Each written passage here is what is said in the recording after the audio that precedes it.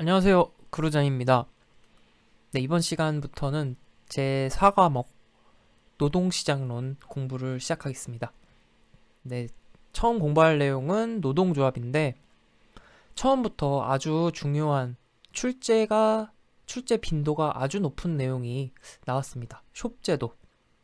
직업상담사 시험을 찍먹을 해봤다.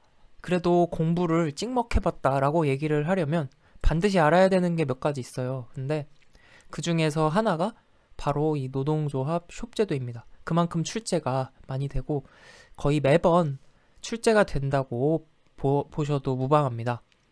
그래서 하나씩 살펴볼 건데요. 노동조합 숍제도는 이제 6가지로 분류가 됩니다.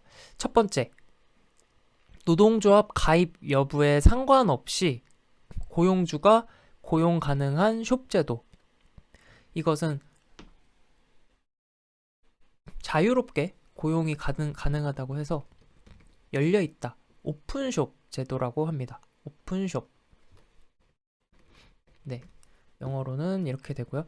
그래서 노동조합 가입을 하든 안 하든 고용주가 고용 가능하기 때문에 노동조합 입장에서는 어떻겠어요? 조직을 확대하는데 불리하겠죠. 네. 상대적으로 조직 확대가 불리한 게 오픈숍. 그 다음 클로즈드 숍입니다. 클로즈드 숍. 클로즈드 숍은 노동조합 가입이 전제되어야 고용이 가능합니다. 그러니까 노동조합 가입이 안 돼 있으면 채용을 할 수가 없어요. 그러면 상대적으로 노동조합의 힘이 센 건가요? 약한 건가요? 네, 센 거죠. 그래서 노동조합의 힘이 센 편이기 때문에 노동조합 조직 확대에 유리하다.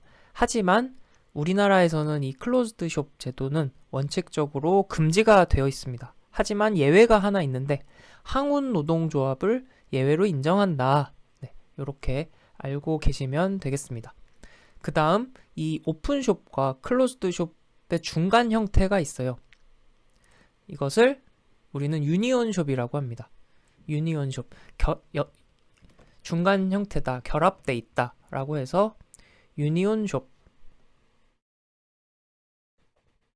오픈숍과 클로즈드숍의 중간 형태라는 의미는 채용할 때는 노동조합 가입이 안 되어 있었는데 채용 후에 일정 기간 내에 반드시 가입할 것을 전제로 채용을 하는 겁니다. 그래서 가입 후에 채용 후에 노동조합을 가입해야 하는 것이 유니온숍 제도. 네. 다음 에이전시 숍입니다. 에이전시 숍.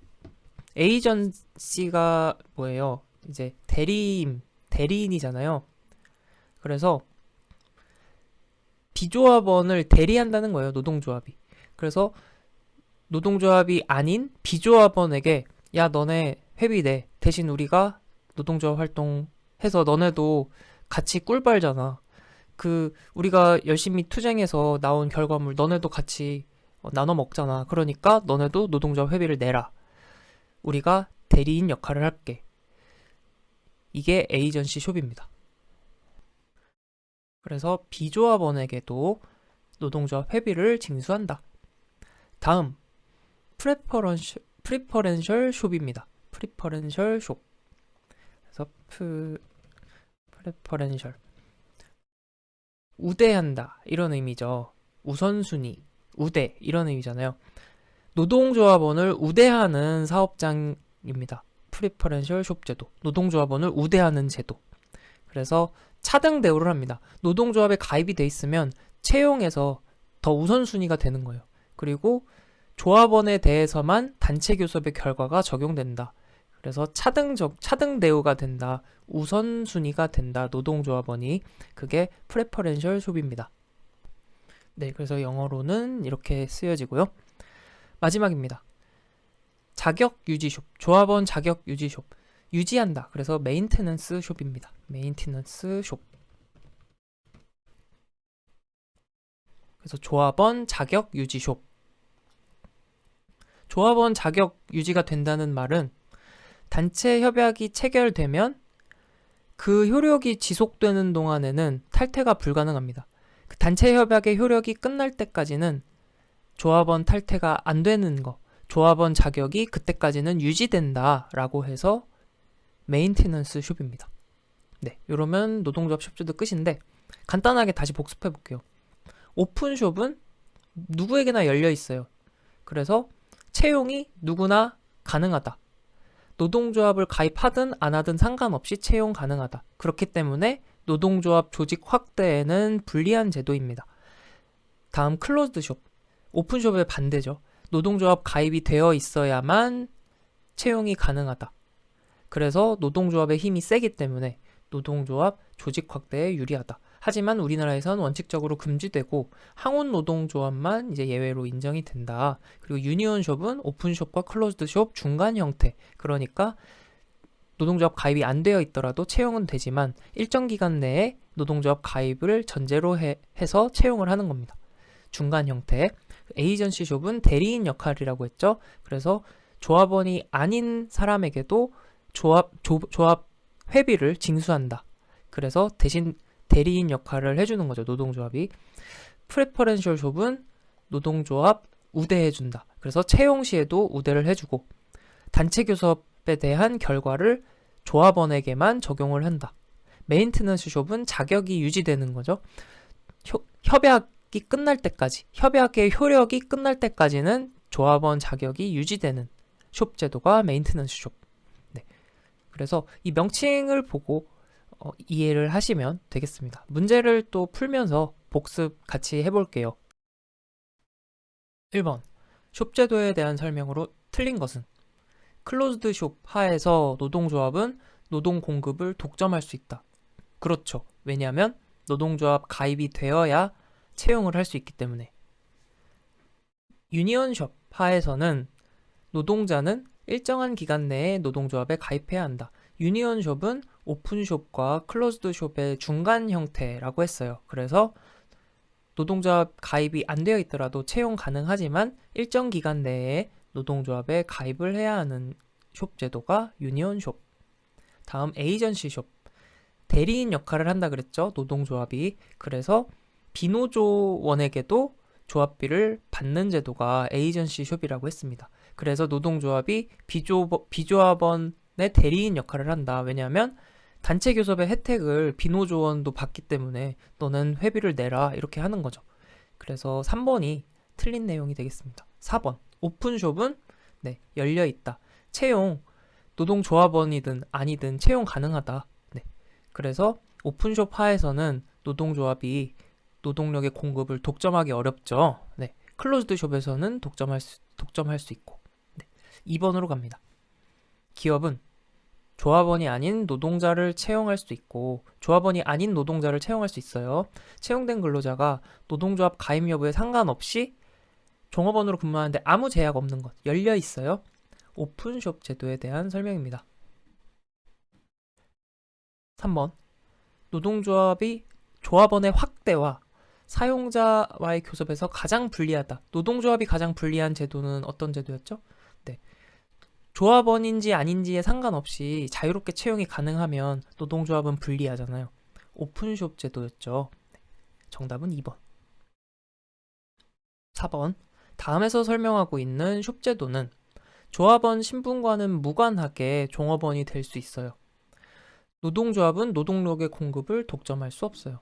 이 제도에서는 노동조합은 자본가와의 교섭에서 상대적으로 불리해요. 어떤 제도죠? 노동조합원이든 아니든 자유롭게 채용할 수 있기 때문에 오픈숍 제도에 대한 이야기입니다. 5번. 조합원 자격이 있는 노동자만을 채용한대요. 그리고 일단 고용된 노동자라도 조합원 자격을 상실하면 종업원이 될 수 없다. 폐쇄적인 거죠. 클로즈드 숍에 대한 설명입니다. 정답 4번.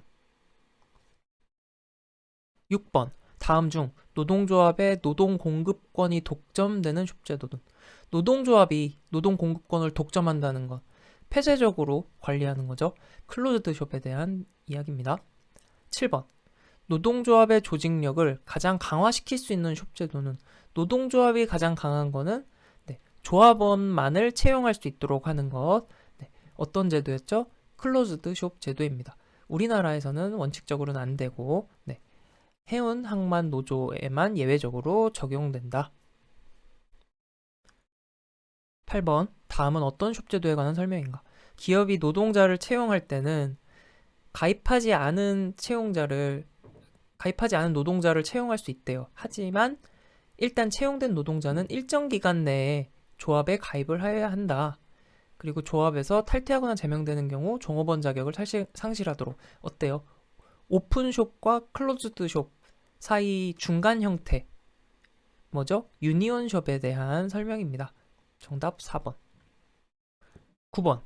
기업이 노동자를 채용할 때에는 조합원이 아닌 노동자를 채용할 수 있어요. 하지만 일정 기간 내에 노동조합에 가입을 해야 돼요. 노동조합원 신분을 유지해야 고용을 지속할 수 있다. 오픈숍과 클로즈드숍 중간 형태인 유니온숍에 대한 설명입니다. 정답 2번. 10번. 유니온숍에 대한 설명으로 옳은 것은 조합원이 아닌 근로자는 채용 후 일정 기간 내에 조합에 가입해야 한다. 그렇죠. 1번이 맞는 얘기네요. 조합원 아닌 근로자는 일정 기간 내에 가입을 전제로 채용하는 것, 유니온숍. 정답은 1번입니다. 11번. 사용자의 자유로운 채용이 허락이 되나 일단 채용된 후 견습기간이 지나 정식 종업원이 되면 노동조합에 반드시 가입해야 된대요. 네. 일정 기간 지나면 노동조합 가입을 전제로 하는 숍제도, 오픈숍과 클로즈드숍 중간 형태인 유니온숍. 정답 3번. 12번. 노동조합의 단체 교섭 결과가 비조합원에게도 혜택이 돌아가는 현실에서 너네 회비 내. 비조합원도 혜택을 받으니까 노동조합이 대리인 역할을 한다. 어떤 숍이었죠? 에이전시 숍에 대한 설명입니다. 13번. 다음은 무엇에 관한 설명인가? 노동조합 가입에 대한 강제 조항이 없는 경우 비노조원은 노력 없이 노조원들의 조합 활동에 따른 혜택을 보게 되죠. 따라서 노동조합은 혜택에 대한 대가로 회비를 징수한다 그랬어요. 노동조합이 비노조원의 대리인 역할을 하는 거죠. 대리인 역할을 해서 교섭을 하기 때문에 에이전시 숍에 대한 설명입니다. 14번. 노동조합 조직의 유지 및 확대에 유리한 순서대로 숍제도를 나열한 것은 노동조합 유지 확대에 유리한 순서면 가장 유리한 건 어떤 숍이죠? 네, 클로즈드 숍이 노동조합에 가장 유리한 숍제도고 그 중간 형태인 유니온 숍이 그 다음이고 마지막 오픈숍에서는 노동조합의 힘이 가장 약하겠습니다. 그래서 정답은 1번. 노동조합 숍 제도를 정리해봤고요. 지금 살펴볼 내용은 노동조합의 형태입니다. 노동조합의 형태가 어떤 것들이 있는지 같이 정리해보겠습니다. 노동조합이 최초로 이제 설립된 시기가 산업혁명 초기예요. 산업혁명 초기에 숙련 근로자들이 자신들의 그 노동시장을 독점하기 위해서 설립한 것이 직업별, 직종별 노동조합입니다. 숙련 근로자들이니까 동일 직업, 동일 직종에 이제 종사하는 근로자들이겠죠. 그래서 설립한 것이 직업별, 직종별 노동조합. 자신들의 이익을 위해서 노동시장을 독점하기 위해서 설립을 했기 때문에 배타적인 성격을 띱니다. 하지만 노동조합 내부에서는 조합원 간의 상호 부조에 주력했다. 이게 특징입니다. 그래서 직종별로 모여서 설립을 했으니까 산업이나 기업의 구별은 없겠죠. 동일 직업, 동일 직종. 대표적으로 현재 우리 의사협회, 약사협회 이런 집단을 떠올리시면 되겠습니다. 그래서 이러한 직업별, 직종별 노동조합이 노동조합의 최초의 형태다. 그래서 이렇게 숙련 근로자들이 자신들이 노동시장을 독점하고자 이런 직업별 노동조합을 만드니까 상대적으로 미숙련 근로자들은 어떻겠어요? 소외되겠죠. 위기의식을 느낍니다. 그래서 이러한 미숙련 근로자들의 권익을 보호하기 위해서 설립된 것이 산업별 노동조합입니다. 다시 누구라 그랬죠? 미숙련 노동자들. 미숙련 노동자들의 권익을 보호하기 위한 목적에서 산업별 노동조합이 설립이 됐습니다. 명칭 그대로 산업별 노동조합이니까 동종산업의 노동자들이 모여서 설립을 한 것이죠. 직종이나 기업은 불문하고 동종산업의 노동자들이 모여서 설립했다. 오늘날 전 세계적으로 채택되는 것이 산업별 노동조합입니다. 산업별로 노동자들이 이제 모여서 만든 집단이니까 굉장히 조직이 거대하겠죠. 그리고 산업별 노동자들이 모인 거니까 임시직, 일용직 근로자, 상대적으로 이제 미숙련 근로자들 조직하는 것이 용이한 형태다. 그리고 산업별 노동조합이니까 각 산업 분야의 정보, 자료 수집, 분석이 용이하다는 특징이 있습니다. 네. 다음, 세 번째, 기업별 노동조합입니다. 기업별 노동조합은 우리나라에서 주된 조직 형태입니다. 우리나라의 노동조합은 기업별 노동조합이 가장 많습니다. 주로 대기업에 많죠. 독과점 대기업. 그래서 기업 격차가 큰 곳, 독과점 대기업에 많이 설립이 되어 있습니다. 노동시장에서는 지배력이 강할까요? 약할까요? 기업별로 노동조합이 설립이 돼 있으니까 노동시장에서는 지배력이 약하겠죠. 그리고 기업별로 노동조합이 설립되어 있기 때문에 기업 내에서 협약을 하잖아요. 그렇기 때문에 단체 협약이 비교적 용이하다. 왜냐하면 기업 내에서 이제 사측과 노동자 측이 교섭을 하잖아요. 회사 사정을 서로 잘 알고 있기 때문에 비교적 용이하다는 장점이 있습니다. 하지만 어용화될 위험성이 있다는 단점도 존재합니다. 그리고 기업별 노동조합은 이제 여러 직종이 같이 모여있는 형태잖아요. 여러 직종의 노동자들이 모여서 설립된 형태이기 때문에 조합 내에서 직종 간 대립의 가능성이 존재한다. 이것도 하나의 단점이 될 수가 있겠습니다. 조합 내에서 직종 간 대립 가능성이 있다. 마지막, 일반 노동조합입니다. 일반 노동조합은 제2차 세계대전 이후에 이제 완전 미숙련 노동자, 직업별 노동조합은 숙련 노동자들이 모여서 만들었고, 산업별 노동조합은 미숙련 노동자들을 보호하기 위해서 만들었잖아요. 근데 여기 둘에 속하지 못하는, 어디에도 속하지 못하는 완전 미숙련 노동자들이 있어요. 네. 그리고 자벽 노동자, 이런 사람들도 이제 자신들이 뭉치기 시작한 거죠. 그래서 단일 노동조합을 이제 설립을 했습니다.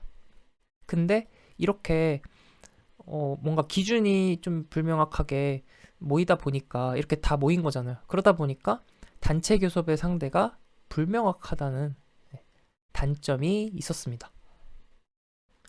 이렇게 하면 노동조합의 형태가 이제 네 가지 형태가 정리가 됐어요.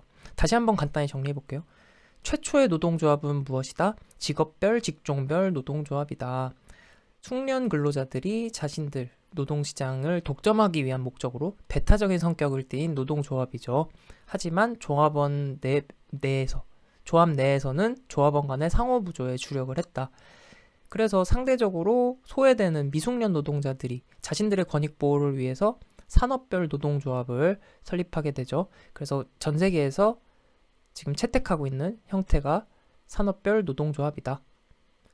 그리고 조직이 굉장히 거대하다는 특징이 있고, 우리나라에서 가장 주된 조직 형태는 기업별 노동조합이다. 기업별 노동조합은 교섭이 비교적 이제 용이할 수 있으나 어용화될 위험성이 있고, 조합 내에서는 직종 간의 대립 가능성이 존재한다.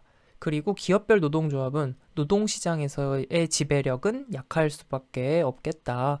마지막 일반 노동조합은 숙련 노동자, 미숙련 노동자에도 속하지 못하는 자벽, 완전 미숙련 노동자들이 모여서 이제 만든 형태다. 단체 교섭 상대가 불명확하다는 단점이 있다. 이렇게 정리하면 되겠습니다. 문제를 풀면서 또 같이 정리해 보겠습니다. 1번 노동조합에 관한 설명으로 옳은 것은 노조 부문과 비노조 부문 간의 임금 격차를 해소시킨다. 오히려 격차를 증가시키겠죠. 노조 부문의 임금은 올라갈 테니까. 2번 집단적 소리로서의 기능을 하여 비효율을 제거하고 생산성을 증진시킬 수 있다. 네, 집단적 소리로서의 기능을 함으로써 맞는 이야기입니다. 3번 시장 기능에 의해 결정된 임금 수준을 반드시 수용한다? 반드시 수용하지 않고 단체 교섭을 하는 거죠. 그래서 임금 인상을 이제 주장하게 되죠. 4번 노동조합의 임금 수준은 일반적으로 비노조 수준의 임금 수준에 비해 높게 책정이 돼 있죠. 왜냐하면 노동조합은 쟁의 행위를 할 수가 있잖아요. 그러면서 임금을 최대한 많이 받기 위해서 노력을 하기 때문에 높게 책정되어 있다. 2번 노동조합의 기능에 대한 설명으로 틀린 것은 임금을 인상시키는 기능을 수행하죠. 근로조건을 개선하는 기능도 수행합니다. 각종 공제활동 및 복지활동을 할 수 있습니다. 특정 정당과 연계하여 정치적 영향력을 발휘할 수 있다. 네. 실제로 그 노동자들이 특정 정당과 연계해서 발휘하잖아요. 예전에는 정당 명칭도 민주노동당이라는 명칭이 있었잖아요. 네. 정치적인 세력화 할 수가 있습니다. 3번 노동조합의 역사에서 가장 오래된 조합 형태, 최초의 노동조합, 어떤 노동조합이라고 했죠? 산업별이 아니죠. 직업별, 직종별 노동조합. 그래서 정답은 3번. 4번 산업혁명 이후 영국에서 가장 일찍 발달한 노동조합 형태, 최초의 노동조합 형태, 어떤 노동조합이다? 직업별, 직종별 노동조합, 숙련 근로자들이 노동시장의 독점을 목적으로 설립을 했고 배타적인 성격을 띈다. 그리고 조합 내에서는 조합원 간의 상호부조에 주력했다. 직업별, 직종별 노동조합입니다. 5번 직업별 노동조합에 대한 설명으로 틀린 것은 직업별, 직종별 노동조합은 숙련 근로자, 배타적 성격, 조합원 내의 상호부조, 요걸 떠올리시면 되겠죠. 동일 직업의 노동자들이 소속 기업이나 공장에 관계없이 가입한 횡적 조직이었다. 네, 동일 직업, 횡적 조직이었다. 저임금의 미숙련 노동자, 여성, 연소 노동자들은 가입할 수 없었습니다. 숙련 노동자들이 노동시장을 독점하기 위한 목적이었죠. 2번이 틀린 이야기네요. 3번 조합원 간의 연대를 강화하기 위해 공제활동에 의한 조합원 간 상호부조에 주력했다. 산업혁명 초기 숙련 노동자가 노동시장 독점하기 위한 조직으로 결성하였다. 정답 2번. 6번 특별한 기능이나 직업 또는 숙련도에 따라 조직된 배타적이며 동일 직업의식이 강한 노동조합, 숙련 근로자들이 모여서 설립한 직업별, 직종별 노동조합. 네, 정답 3번.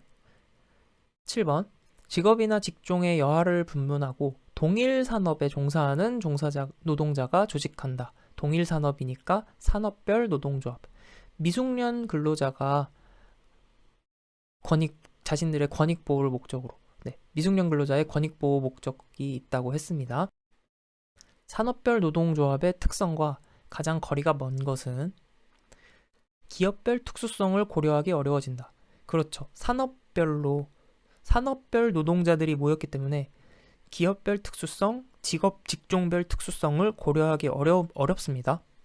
2번 임시직, 일용직 근로자를 조직하기 용이해진다. 그렇습니다. 미숙련 근로자의 권익 보호 목적이죠. 그래서 맞는 이야기입니다. 해당 산업 분야의 정보 자료 수집, 분석이 용이해진다. 왜냐하면 산업별 노동조합이니까. 4번 숙련공만의 205단체가 되기 쉽다. 숙련 근로자들이 모인 노동조합은 어떤 노동조합? 직업별, 직종별 노동조합. 그래서 4번이 틀린 내용. 9번 우리나라 노동조합의 주된 조직 형태는 기업별 노동조합이라고 했습니다. 정답 4번. 10번. 기업별 노동조합에 대한 설명으로 틀린 것은 노동자들의 횡단적 연대가 뚜렷하지 않고 동종 동일 산업이라도 기업 간의 시설 규모, 지불 능력 차이가 큰 곳에서 조직된다. 그렇죠. 그래서 독점 대기업, 대규모 독점 대기업에서 주로 설립된다고 했습니다. 노동조합이 회사의 사정에 정통하여 무리한 요구로 인한 노사분규의 가능성이 낮습니다. 3번. 사용자와의 밀접한 관계로 공동체 의식을 통한 노사협력 관계를 유지할 수 있어 어용화의 가능성이 낮다? 어용화의 가능성이 이제 더 높아지죠. 그렇기 때문에. 그래서 3번이 틀린 이야기고, 4번. 각 직종 간의 구체적 요구 조건을 공평하게 처리하기 곤란하여 직종 간의 반목과 대립이 발생할 수 있다. 그렇죠. 이제 기업별 노동조합은 조합 내에 여러 직종의 노동자들이 같이 모여 있기 때문에 직종 간, 조합 내에서 직종 간 반목 대립이 발생할 수 있습니다. 그래서 정답은 3번. 11번. 기업별 노동조합에 관한 설명으로 틀린 것은 기업별 노동조합은 노동자들의 횡단적 연대가 뚜렷하지 않다. 그래서 동종 동일 산업이라도 기업 간의 시설 규모, 지불 능력의 차이가 큰 곳으로 조직된다. 기업별 노동조합은 노동조합이 회사의 사정에 정통해서 무리한 요구로 인한 노사분규 가능성이 낮습니다. 기업별 노동조합은 사용자와의 밀접한 관계로 공동체 의식을 통한 노사협력 관계를 유지할 수 있어 어용화의 가능성이 높다고 했습니다. 네, 3번. 기업별 노동조합은 각 직종 간의 구체적 요구 조건을 공평하게 처리하기 곤란하여 직종 간의 반목과 대립이 발생할 수 있다. 완전히 선택지가 똑같은 것 같은데요. 네.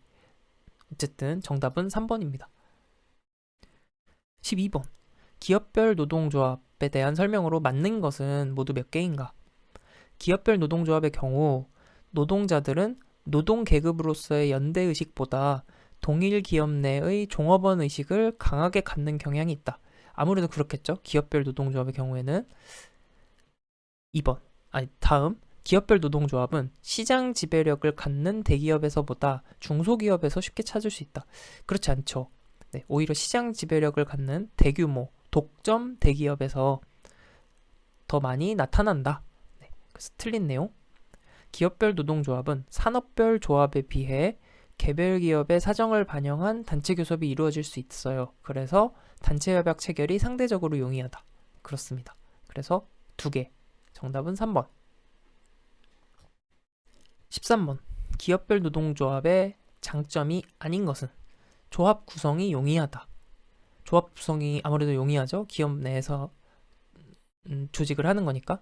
단체 교섭 타결이 상대적으로 용이합니다. 네.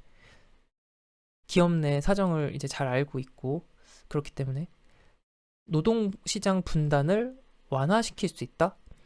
오히려 노동시장 분단을 가속화시킬 수 있겠죠. 왜냐하면 기업 내에서 자신들의 이제 이익을 추구하는 거기 때문에 노동시장 전체적으로 봤을 때는 오히려 조각조각 날 가능성이 더 많죠. 그렇기 때문에 3번이 이제 틀린 이야기가 되겠고, 조합원 간의 친밀감이 높고 강한 연대감을 가질 수 있다. 같은 회사 사람들이니까 그럴 가능성이 더 높죠. 그래서 정답은 3번. 14번. 노동조합의 형태 중 노동시장의 지배력과 조직으로서의 역량이 극히 약하다고 볼 수 있는 것. 노동시장 지배력이 약한 노동조합 무엇이라고요? 기업별 노동조합. 네. 그래서 정답은 1번.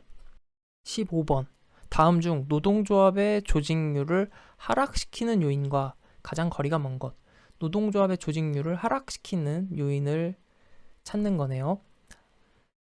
요인이 아닌 걸 찾는 거네요. 1번.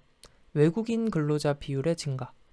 이 외국인 근로자 비율이 늘어난다는 건 비정규직 비율이 증가하는 것과도 연결시켜서 생각할 수가 있습니다.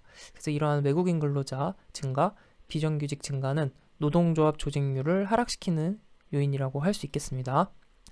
다음 3번 보시면 서비스업으로의 산업구조 변화.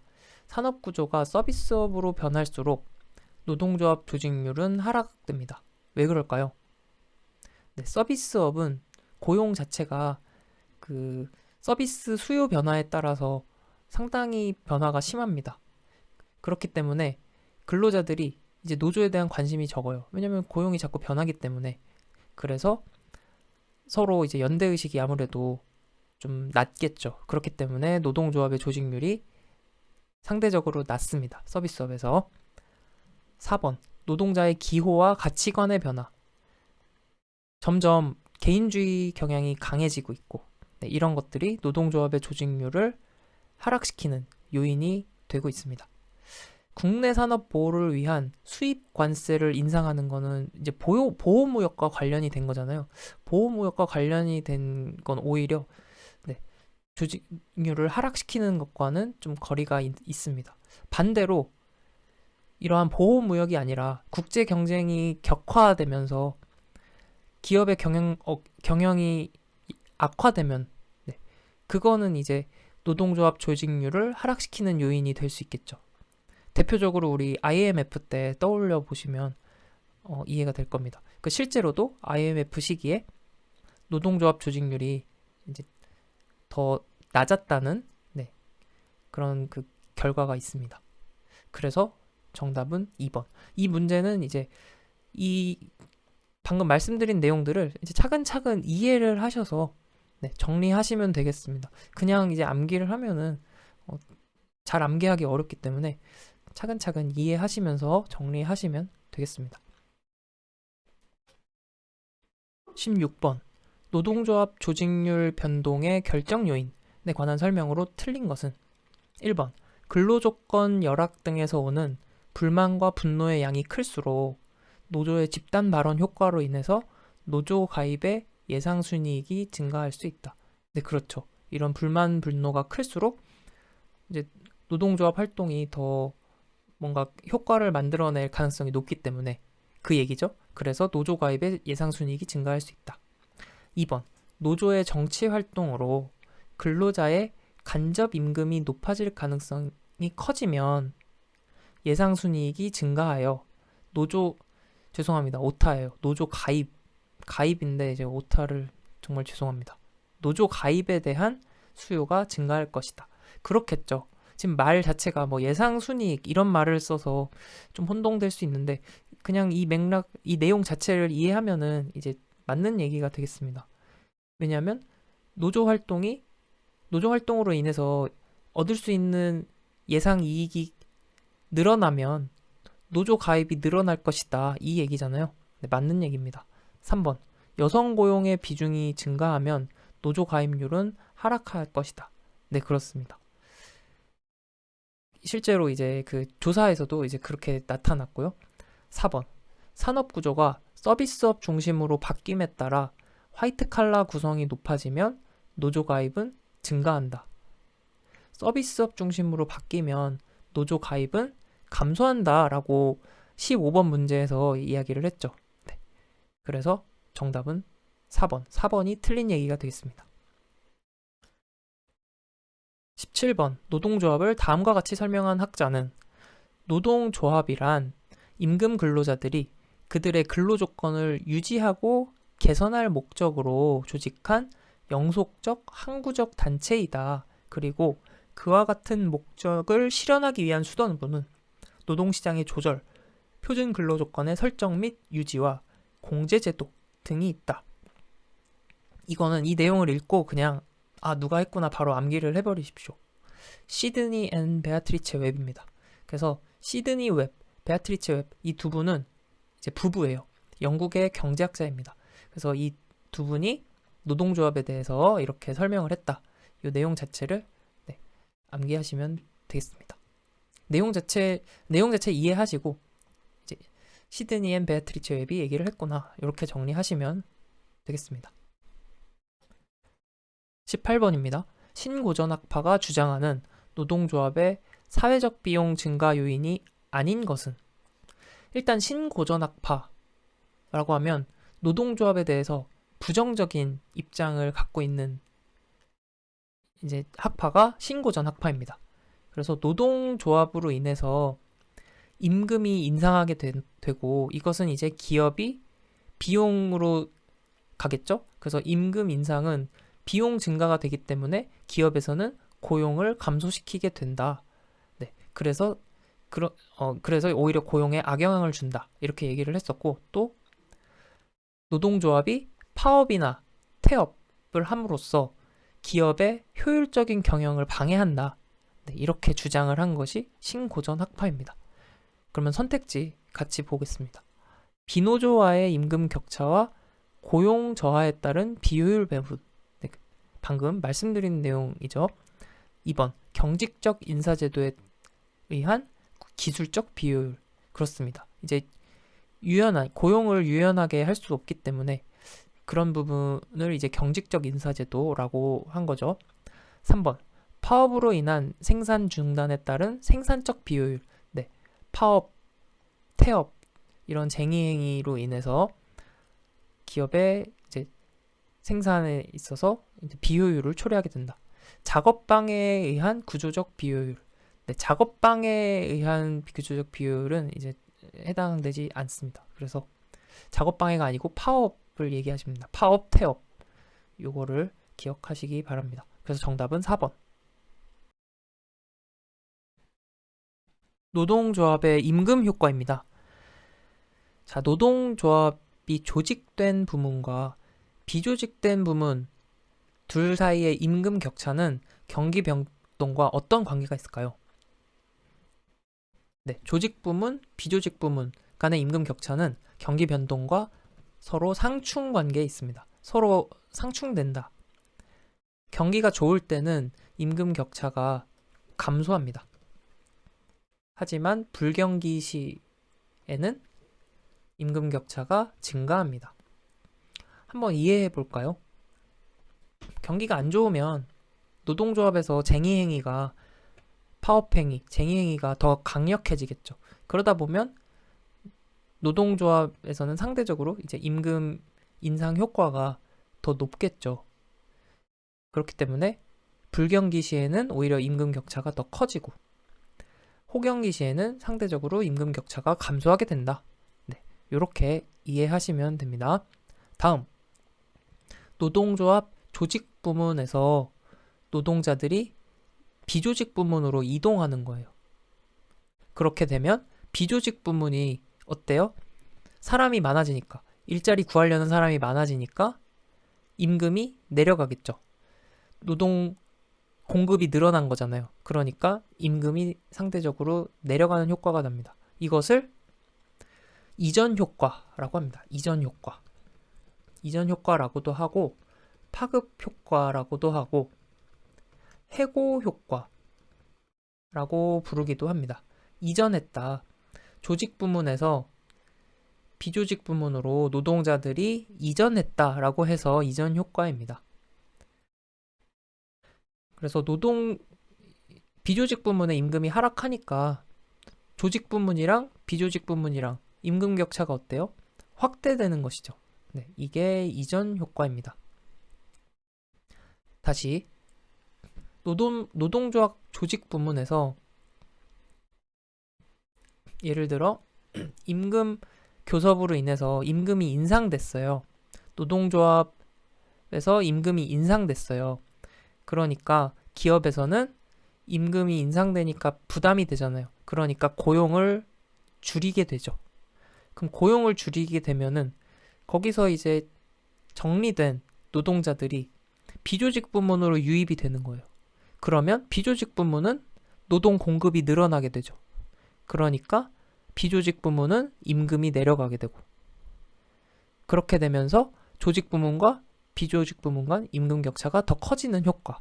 이게 이전 효과, 파급 효과, 해고 효과라고 합니다. 네, 이해가 되시나요? 네, 꼭 이해가 되셨으면 좋겠습니다.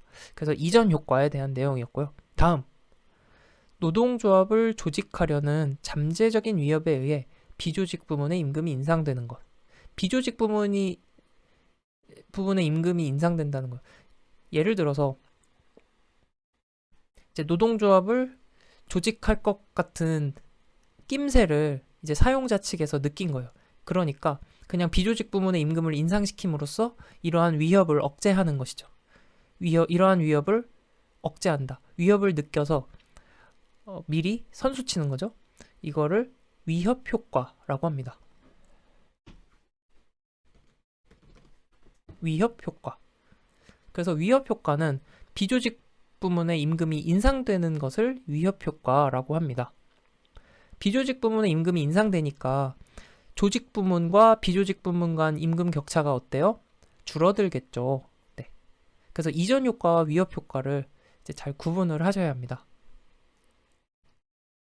마지막 대기 실업 효과. 대기 실업 효과는 더 좋은 일자리가 오겠지 하고 대기하는 거예요.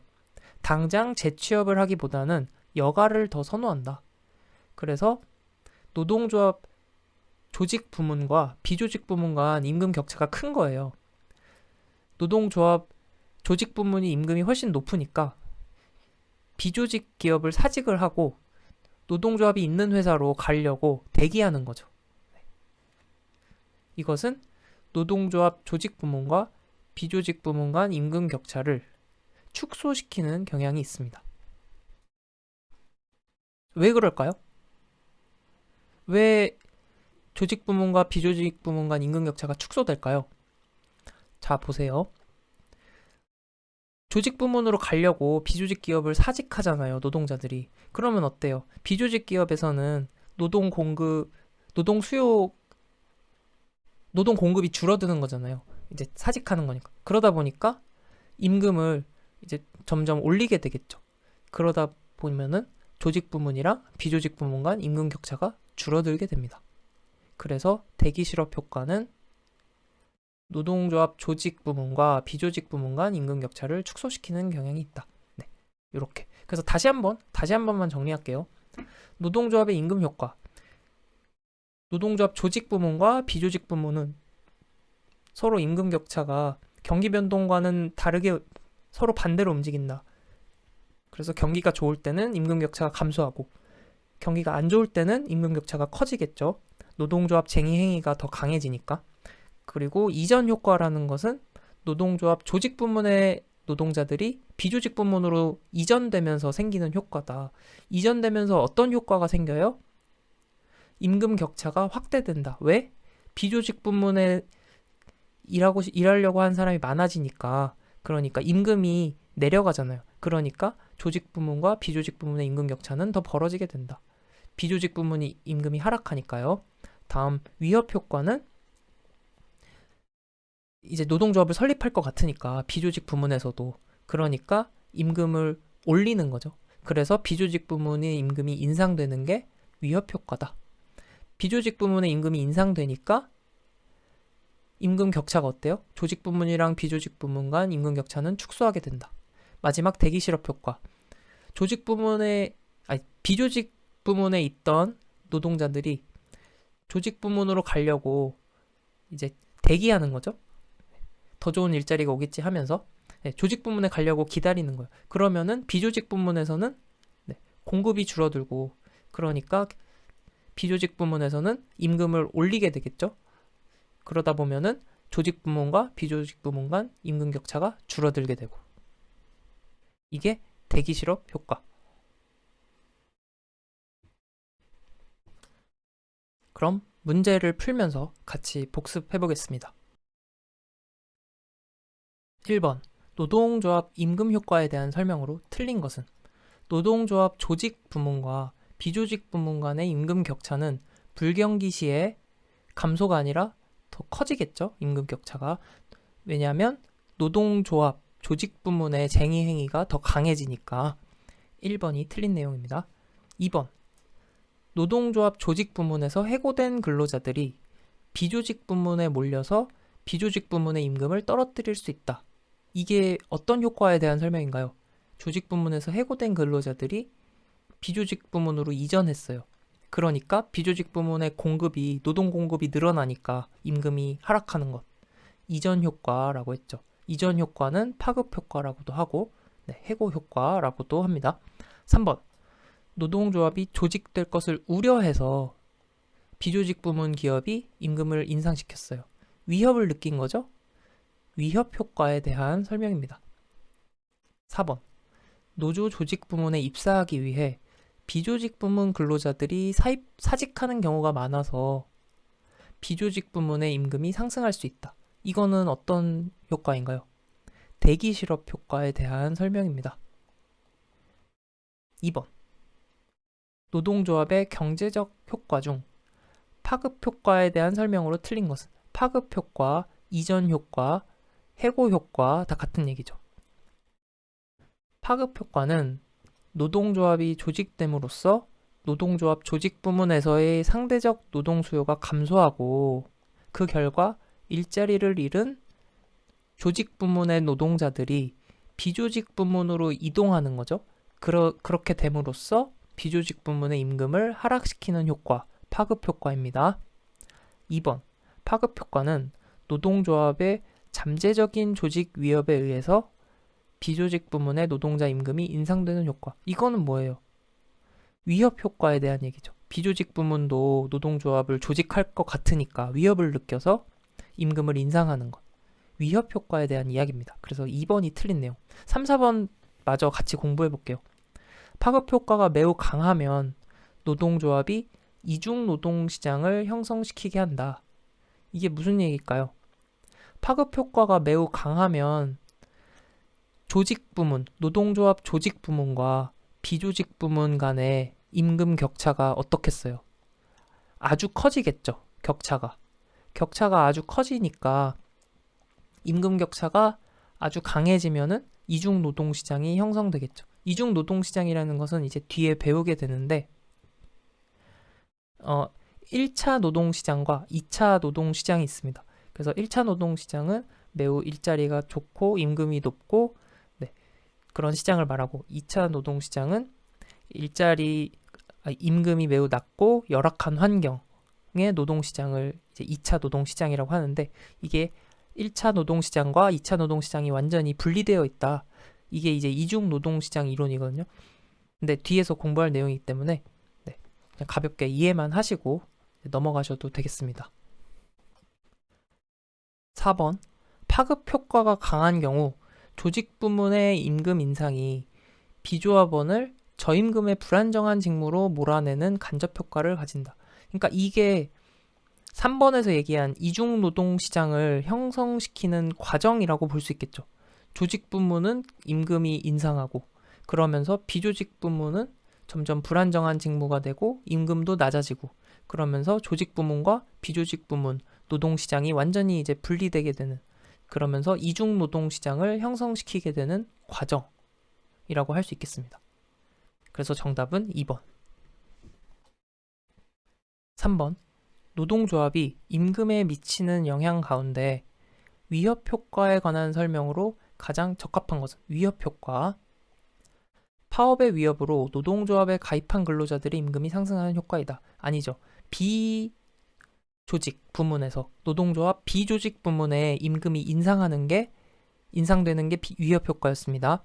노동조합을 조직하겠다는 위협으로 비노동조합 부문 근로자의 임금이 상승하는 효과이다. 이거죠. 그래서 정답은 2번. 4번. 노동조합이 노동 공급을 제한함으로써 발생할 수 있는 효과로 옳은 것은 노동조합이 노동 공급을 제한한대요.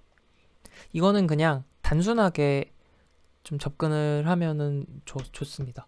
그래서 노동조합이 노동 공급을 제한한다는 것은 노동조합이 아닌 부문에서, 그러니까 노동조합 조직 부문에서는 노동 공급이 줄어드는 거잖아요. 그러면 비조직 부문에서는 공급이 늘어난다. 이제 이렇게 생각하셔도 됩니다. 그래서 1번. 노동조합이 조직화된 노동시장의 임금이 하락할 것이다. 하락이 아니라 상승하겠죠? 왜냐하면 노동 공급을 줄이니까. 2번. 노동조합이 조직화되지 않은, 그러니까 비조직 부문에서는 공급 곡선이 좌상향이라는 거는 감소한다는 얘기죠. 오히려 비조직 부문에서는 공급이 늘어날 수 있습니다. 왜냐하면 노동조합 조직 부문에서 노동 공급을 제한하면은 그 남는 노동력들은 비조직 부문으로 갈 수가 있잖아요. 그러니까 오히려 증가할 가능성이 높겠죠. 3번. 노동조합이 조직화된, 그러니까 노동조합 조직 부문에서는 노동 수요 곡선이 우상향으로 이동할 것이다. 수요 곡선, 수요가 증가한다는 얘기인데 수요가 증가하는 건 알 수가 없겠죠. 공급이 줄어드는 건지 수요가 늘어나는 건 알 수 없습니다. 다음, 노동조합이 조직화되지 않은 노동시장, 그러니까 노동조합 비조직 부문에서는 임금이 하락할 것이다. 왜 그럴까요? 노동조합 조직 부문에서 노동 공급을 제한하니까 남는 노동력들, 공급을 제한하니까 노동력이 남겠죠. 그 노동력들은 비조직 부문으로 이동을 하게 되잖아요. 그러면은 비조직 부문의 노동력은 공급 과잉 상태가 되겠죠. 그러면은 임금이 낮아지겠죠. 노동력 공급이 많아지니까. 그래서 4번이 맞는 얘기가 되겠습니다. 5번, 노동조합 조직 부문의 임금 인상이 노조의 비조직 부문, 그러니까 조직 부문에서 임금 인상했는데 비조직 부문에 미치는 효과, 틀린 것을 고르래요. 이거는 우선은 이 문제 워딩 그대로 생각하면서 선택지를 보면 조금 막 이상한 부분이 보일 수가 있어요. 그래서 이 문제 워딩은 생각하지 마시고 이제 틀린 거를 고른다는 생각으로 선택지를 하나하나 이제 살펴보시면 되겠습니다. 1번, 파급 효과는 노조 조직 부문에서 비조직 부문으로의 노동 이동을 유발하는 거죠. 네. 그래서 비조직 부문의 임금을 하락시키는 효과다. 그렇죠. 그래서 조직 부문과 비조직 부문의 임금 격차는 커진다. 파급 효과, 이전 효과, 해고 효과. 2번, 위협 효과는 비조직 부문의 임금을 상승시키는 효과이다. 그렇죠. 비조직 부문에서 노조를 설립할 것 같은 위협이 느껴지니까 미리 임금을 올려버리는 것. 위협 효과. 3번, 파급 효과는 비조직 부문에서 노조 조직 부문으로의 노동 이동을 유발하여 거꾸로 됐죠. 지금 1번, 3번 선택지에서 이제 지금 이게 바뀐 거죠. 노조 조직 부문에서 비조직 부문으로 이동하는 거니까 3번이 틀린 이야기. 4번, 위협 효과는 노조의 잠재적인 조직 위협에 직면한 비조직 부문 사용자가 위협을 느끼고 임금을 인상시키는 것. 이게 위협 효과. 그래서 정답은 3번. 6번. 노동조합의 임금 효과 틀린 것은 파급 효과. 노조 부문의 임금 인상으로 실업이 발생하는 거예요. 기업에서 고용을 줄이는 거죠. 임금 인상 때문에. 그러면 실업이 발생해요. 그래서 이 실업자들이 비노조 부문으로 이동을 하면 그러면 비노조 부문에서는 공급이 늘어나니까 균형 임금이 낮아집니다. 이게 파급 효과. 2번 위협 효과. 노조 부문의 임금 인상으로 실업이 발생하여 이들이 비노조 부문으로 가는 경우 이상하죠? 네, 일단 이것부터가 틀렸습니다. 그래서 2번이 틀린 이야기고요. 위협 효과는 뭐예요? 비조직 부문, 비노조 부문이 노조를 설립할 것 같은 위협이 있는 거잖아요.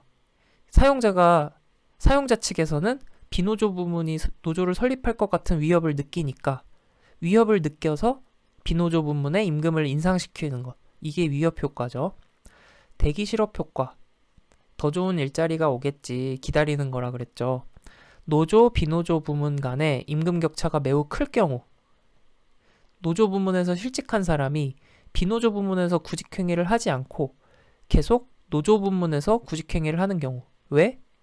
임금이 훨씬 높으니까요.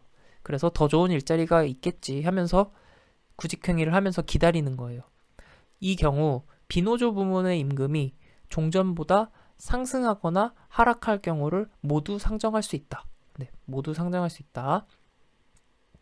4번. 노조가 있는 기업의 임금은 대부분의 경우 노조가 없는 기업보다 높게 나타난다. 그렇죠. 왜냐하면 쟁의행위를 하기 때문에 단체 교섭도 하고 그래서 노조가 없는 기업보다 높게 나타납니다. 7번. 노동조합 조직 부문과 비조직 부문 간의 임금 격차를 축소시키는 효과 고르는 문제입니다. 먼저 이전 효과. 이전 효과는 조직 부문에서 있던 노동자들이 비조직 부문으로 이동하는 거죠. 뭐 조직 부문에서 노동력 수요 감소라든지 아니면 임금 인상으로 인한 구조조정, 해고 이런 걸로 인해서 조직 부문의 인력이 비조직 부문으로 이동을 하게 돼서 비조직 부문에서 근로자들이 많아지게 되는 거죠. 근로자들이 많아지니까 임금이 어때요? 비조직 부문의 임금은 하락하게 되고 비조직 부문의 임금은 하락하게 되니까 조직 부문의 임금과 격차가 더 커진다. 네, 그래서 이전 효과는 임금 격차를 증가시키는 효과죠. 그래서 이전 효과, 해고 효과도 마찬가지고. 그래서 이제 정답은 2번이 되는데 위협 효과 다시 한번 정리해 보면 노조 비조직 부문의 임금이 인상하는 효과죠. 어떻게 인상이 됐어요? 비조직 부문의 사용자 측에서 어, 여기 우리도 이제 노조가 생길 것 같아. 이렇게 위협을 느끼고 임금을 인상하게 되는 것. 이게 위협 효과라고 했습니다. 그리고 대기 실업 효과는 노동자가 노조 비조직 부문으로 취업을 하려고 하지 않는 거예요. 왜요? 조직 부문과 비조직 부문의 임금 차이가 크니까 노동자들이 노조 조직 부문으로 취업을 하려고 대기하는 거죠. 그게 대기 실업 효과입니다. 그래서 이렇게 비조직 부문으로 취업을 안 하려고 하니까 비조직 부문은 노동 공급이 줄어들잖아요. 점점. 그러다 보니까 비조직 부문에서 임금이 올라가게 되는 효과가 되죠. 그래서 비조직 부문의 임금이 인상하면은 조직 부문과 비조직 부문 간 임금 격차는 줄어들게 되는 것이죠. 그래서 대기 실업 효과도 임금 격차를 축소시키는 효과다. 네, 그래서 정답은 2번. 다음 8번. 노동조합으로 인해 비노조 부문의 임금이 하락하고 있다면 비노조 부문 임금이 하락하고 있대요. 이건 어떤 경우예요? 노조 조직 부문에서 노동력이 비노조 부문으로 이동한 거죠. 네. 왜 이동을 했을까요? 회사에서 사용자 측에서 이제 정리를 하는 거죠. 사용자 측에서 뭐 임금 인상 등의 이유로 비용 부담 때문에 노동자를 줄였어요. 그래서 남는 노동자가 비노조 부문으로 이동을 하게 돼요. 그러면은 비노조 부문의 공급이 늘어나니까 임금은 하락되죠. 여기서 말하는 공급은 이제 노동 공급을 말하는 거죠. 그래서 노동 공급이 늘어나니까 근로자의 임금이 하락하게 된다. 이게 우리가 공부한 이전 효과, 파급 효과에 대한 내용입니다. 그래서 정답은 1번, 이전 효과가 나타나는 경우. 정답은 1번입니다. 여기서 4번 보시면은 비노동조합 부문에서, 비노조 부문에서 노동 수요 곡선을 좌측으로 이동하는 효과가 나타나는 경우, 그 내용상으로 보면은 맞아 보일 수도 있는데, 일단은 비노조 부문에서 노동 수요 곡선을 좌측으로 이동하는 효과라는 게 이론적으로 우선은 좀 존재할 수가 없는 얘기죠. 네, 그래서 8번의 정답은 1번이 되겠습니다.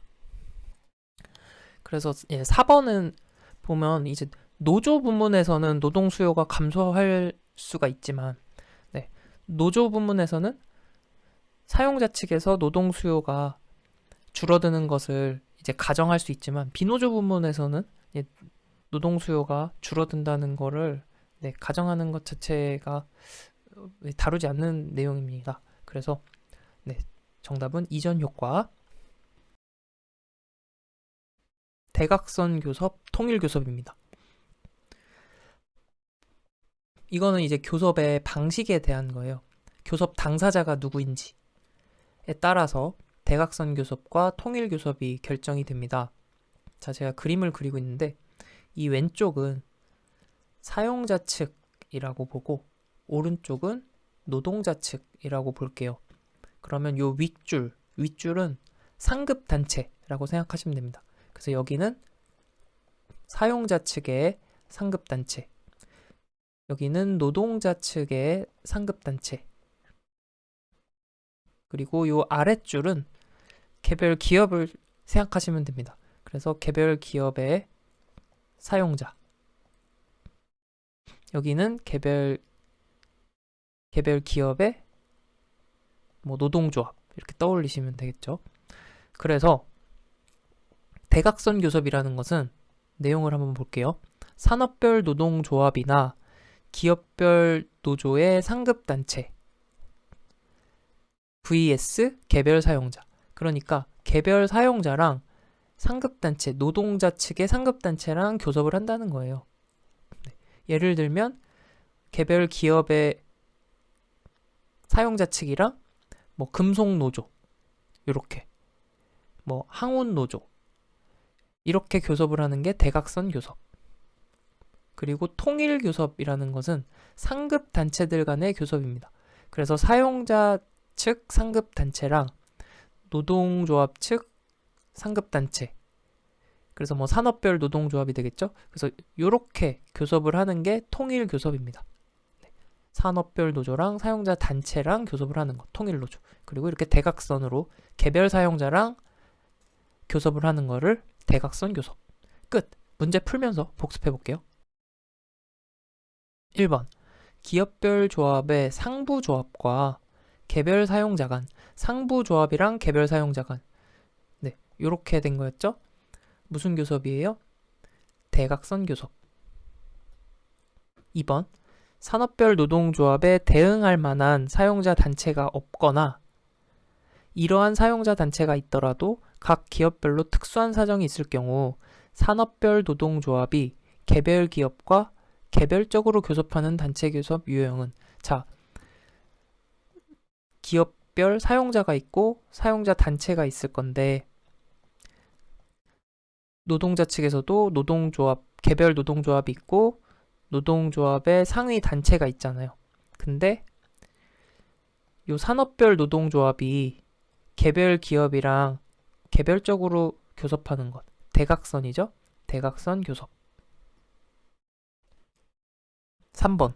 단체 교섭 형태 중 만일 어떤 방직회사 대표가 연합단체인 섬유노련, 개별 사용자랑 산업별 노동조합 교섭 뭐였죠? 대각선 교섭. 4번. 다음이 설명하고 있는 단체 교섭 구조는 전국적, 지역적인 산업별 노동조합과 이에 대응하는 전국적 또는 지역적 사용자 단체와의 교섭 방식이다. 복수 사용자 교섭이라고도 한다. 상위 단체끼리 교섭을 하는 거잖아요. 통일 교섭이라고 했습니다. 5번. 단체 교섭에서 사용자의 교섭력에 관한 설명으로 가장 거리가 먼 것은 사용자의 교섭력. 기업의 재정 능력이 좋으면 사용자의 교섭력이 높아진다. 네, 그렇습니다. 돈이 여유가 있으면 교섭력이 강해집니다. 2번.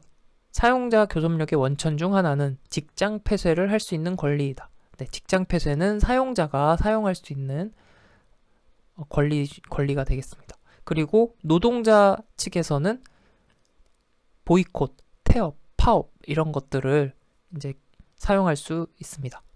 3번. 사용자는 쟁의 기간 중 그 쟁의 행위로 중단된 업무를 원칙적으로 도급 또는 하도급을 줄 수 있다. 쟁의 행위 기간 중 중단된 업무는 줄 수가 없습니다. 네. 그래서 3번이 이제 가장 거리가 먼 내용. 4번. 비조합원이 조합원의 일을 대신할 수 있는 여지가 크다면 그만큼 사용자의 교섭력이 높아진다. 네, 맞아요. 그래서 이게 예를 들어 생산직 직원이 파업을 해요. 그러면은 사무직 직원이 생산직 업무를 이렇게 대체할 수 있으면 사용자 교섭력이 높아지겠죠. 그래서 4번 맞는 이야기입니다. 그래서 정답은 3번인데 사용자 교섭력 간단하게 정리를 해보면 지금 살펴본 내용이에요. 기업의 재정 능력, 사용자의 교섭력이고 직장 폐쇄 권리, 이것도 이제 직장 폐쇄 권리 있으면 이제 사용자 교섭력이 강해지겠죠. 그리고 조합원 일을 대체할 수 있다면 사용자의 교섭력이 강해집니다. 그리고 또 파업 근로자를 다른 근로자로 대체할 수 있는 거. 이거 4번과 비슷한 맥락인데 파업 근로자의 대체 가능성. 네, 요것도 사용자의 교섭력과 관련이 있습니다. 6번으로 갈게요. 단체 교섭에 관한 설명으로 틀린 것은 단체 협약은 노동조합과 사용자 단체가 단체 교섭 후 협의된 사항을 문서로 남긴 것으로 강제적 효력이 있습니다. 맞는 이야기입니다. 경영자가 정당한 사유 없이 단체 교섭을 거부하는 행위는 불법 행위에 해당이 됩니다. 네, 거부할 수 없어요. 정당한 사유 없이. 3번. 이익 분쟁은 임금 및 근로조건 등에 합의하지 못해 발생하는 분쟁입니다. 네, 그렇습니다. 4번. 노동자들이 하는 쟁의 행위에는 파업, 태업, 직장 폐쇄. 직장 폐쇄는 누가 하는 거였나요? 네, 사용자가 할 수 있는 교섭력의 원천이다. 그래서 노동자는 파업, 태업, 보이콧, 또 일반 여론을 만들기 위한 그런 불매운동 유도 이런 것들이 있습니다. 그래서 정답은 4번. 7번. 단체 교섭 시 사용자의 교섭력 원천 아닌 것은 우리 5번 문제에서 봤던 거랑 이제 같은 문제입니다. 파업 근로자 대신 다른 근로자로 대체할 수 있는 능력. 이게 있으면 교섭력이 높아지겠죠. 사용자 입장에서. 재정 능력도 마찬가지입니다. 재정 능력이 여유가 있으면 교섭력이 훨씬 강해지겠죠. 소비자들에게 호소하는 불매운동은 노동조합 측에서 사용할 수 있는 교섭력의 원천입니다. 그래서 3번이 틀린 내용. 직장 폐쇄 사용자의 권리. 8번. 사용자 교섭력의 원천이 아닌 것은 파업 근로자 대신에 대체할 수 있는 능력, 파업 근로자들이 외부에 임시로 취업할 수 있는 능력, 요거랑은 상관이 없겠죠. 그리고 기업의 재정 능력, 직장 폐쇄 능력. 네, 이렇게 교섭력의 원천. 그래서 교섭력의 원천 지금 몇 문제 보면서 이제 정리가 다 되셨죠. 파업 근로자를 대체할 수 있는 능력, 재정 능력, 직장 폐쇄 능력. 이렇게 정리하시면 되겠습니다. 9번. 노동조합의 임금 교섭력을 증가시켜주는 경우는 노동 비용이 생산비에서 차지하는 비중이 클 경우. 노동 비용이 생산비에서 많은 비중을 차지하면 기업 입장에서는 상당히, 사용자 입장에서는 굉장히 부담이잖아요. 그러니까 사용자 측에 오히려 이제 교섭력에 영향을 주는 요인이겠죠. 오히려 노동조합에게는 불리한 요인이 될 수 있습니다. 2번. 무역 개방화가 심화되어 상품 가격이 하락하는 경우. 일단 개방이 심화되고 경쟁이 심화되면 이제 노동조합의 교섭력은 낮아집니다.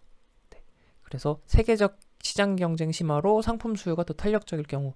2번, 3번 이제 비슷한 맥락에서 노동조합의 임금 교섭력은 낮아집니다.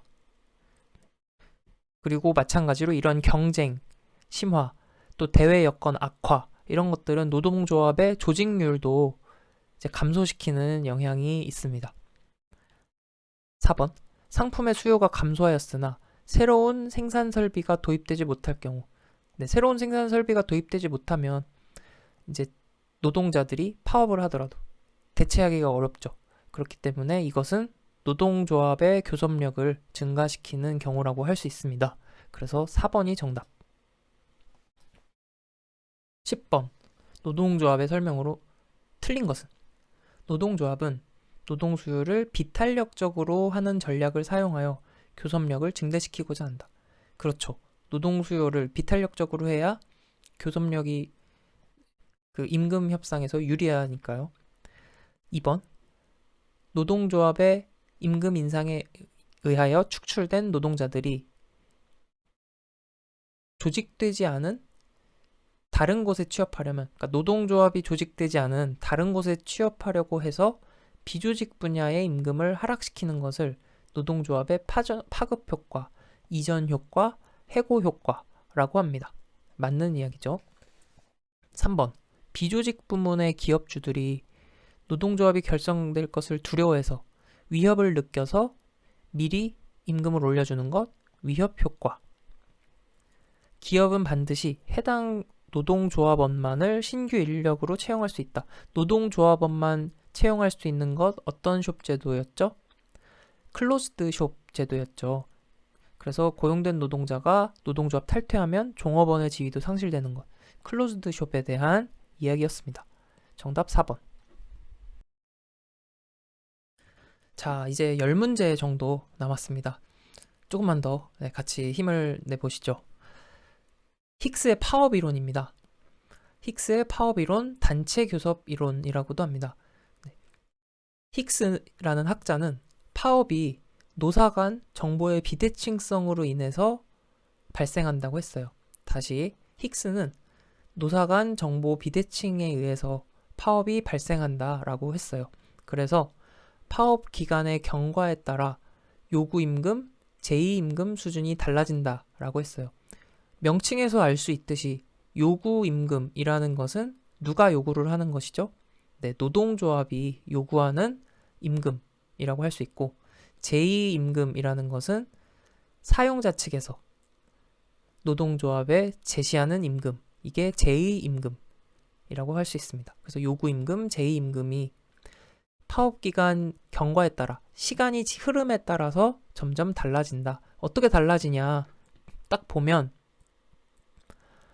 이게 노동자 저항 곡선이에요. 이게 노동자 저항 곡선인데, 자, 파업 기간 가로축이 파업 기간이고 세로축이 임금이에요. 임금률, 임금 뭐 같은 의미로 생각하시면 됩니다. 노동자 저항 곡선은 노동자의 요구 임금을 얘기하는 거겠죠.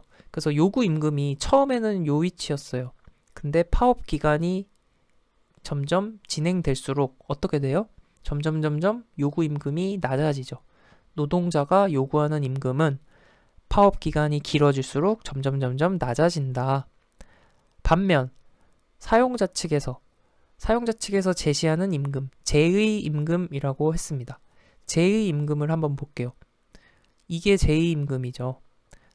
파업이 시작될 때 제의 임금 수준 A였어요. 여기에서 파업 기간이 점점 길어질수록 사용자 측의 제의 임금은 어때요? 점점 올라갑니다. 파업 기간이 경과할수록 사용자 측이 제시하는 임금은 점점 올라가게 됩니다. 그래서 이렇게 만나는 지점이 생기죠. 네. 이 지점에서 노동자와 사용자 측의 교섭이 서로 교섭이 이제 끝난다. 교섭이 협의가 된다. 이 지점에서.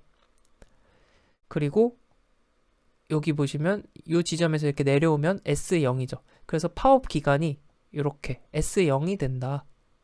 그래서 파업 기간을 예측해주는 모형이에요. 파업의 종료 시점을 예측하는 모형이다. 하지만 그러니까 이 지점은 이제 파업이 시작한 지점이잖아요. 파업이 시작한 이후에 교섭만을 설명을 해주고 있어요. 파업 이전에 교섭 단계에 대해서는 설명해주지 않고 있습니다. 네. 그래서 내용 다시 정리해보면 파업 발생 이후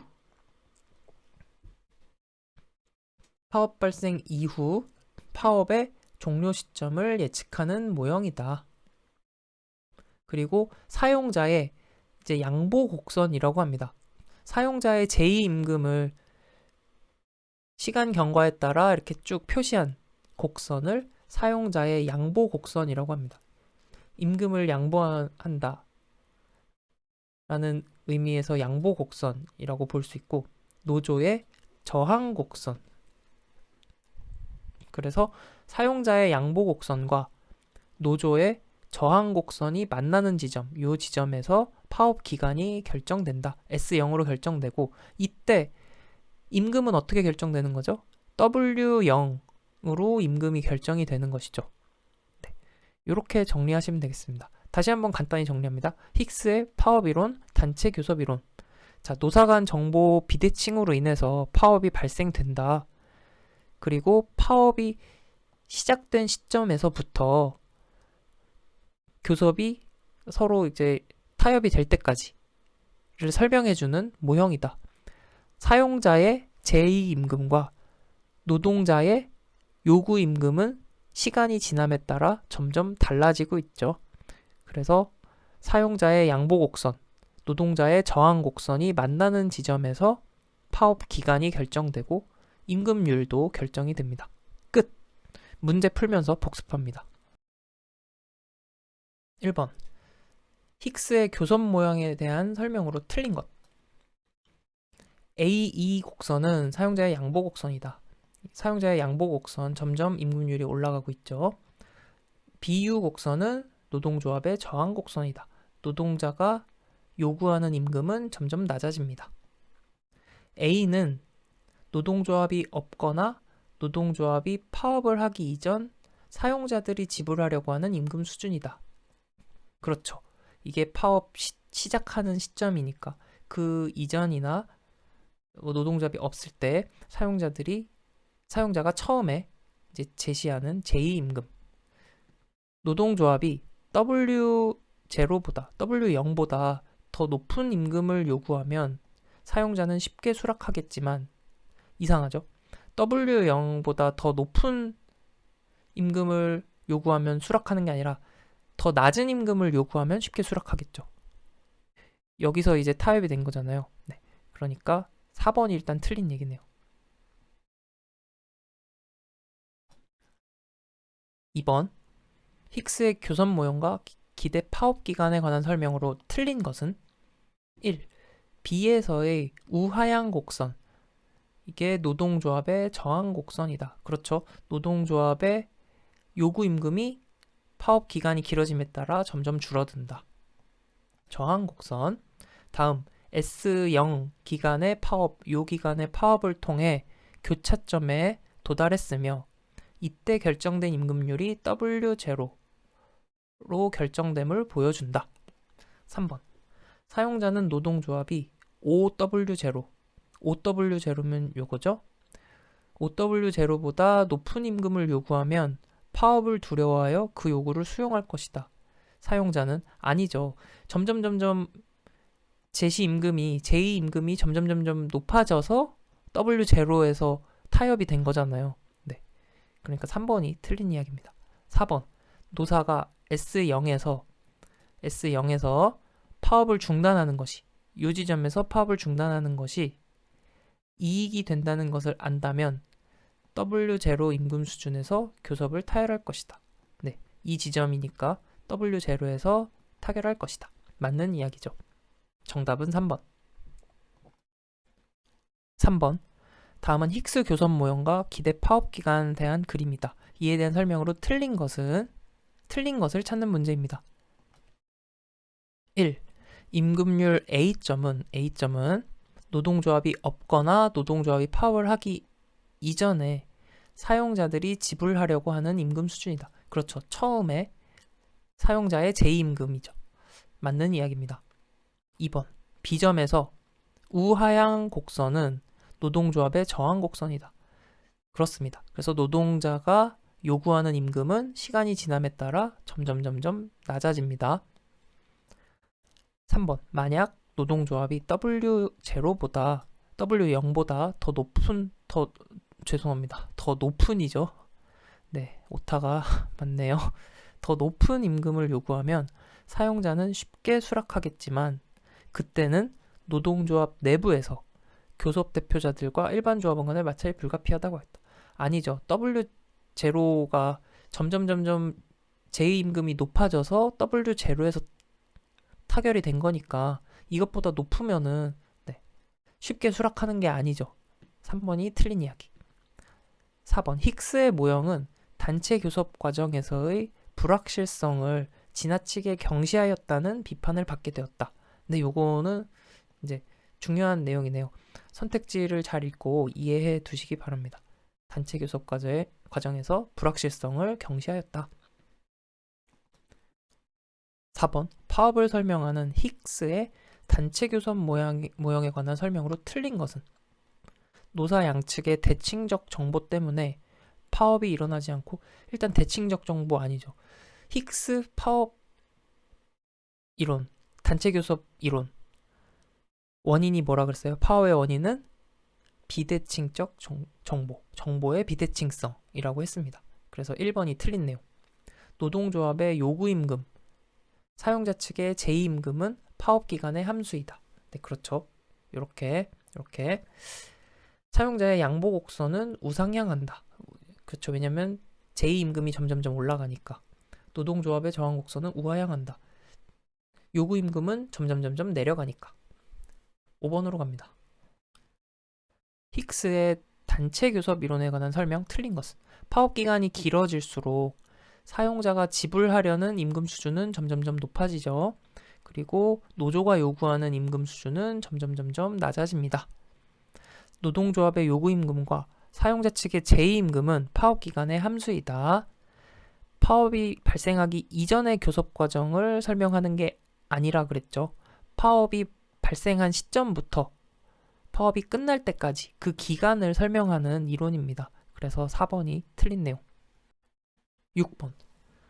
파업 이론에 대한 설명이 옳은 것을 모두 고른 것은? 여기 보면 힉스의 파업 이론이 있고 카터 챔벌린 모형이 있고 메브리 이론이 있습니다. 처음 보는 모형들도 있는데 전혀 당황하지 마시고 잘 읽어보면 됩니다. 먼저 기억. 힉스의 파업 이론에 의하면 사용자의 양보 곡선과 노조의 저항 곡선이 만나는 곳에서 파업 기간이 결정된다. 그렇죠. 기억은 맞는 이야기. 니은. 카터 챔벌린 모형에 따르면 노조의 요구를 거부할 때 발생하는 사용자의 비용이 노조의 요구를 수락했을 때 발생하는 사용자의 비용보다 클 때 노조의 교섭력이 커진다. 이게 무슨 얘기일까요? 자, 사용자가 노조의 요구를 거부했을 때 발생하는 비용, 노조의 요구를 거부하면 여러 가지 손실 비용이 발생하잖아요. 그 비용이 예를 들어 500원이라고 해봅시다. 그런데 노조의 요구를 수락했을 때 대부분은 임금 조건이 되겠죠. 노조의 임금 요구를 수락했을 때 발생하는 비용은 이제 거부했을 때 비용이 더 크다고 했으니까 400원이라고 해볼게요. 그러면 노조의 요구를 수락하는 건 400원 들고 거부하면 500원이 드는데 수락하는 쪽으로 압박을 받잖아요. 이 말인 즉슨 노동자 측의 노조 측의 교섭력이 더 크다는 얘기겠죠.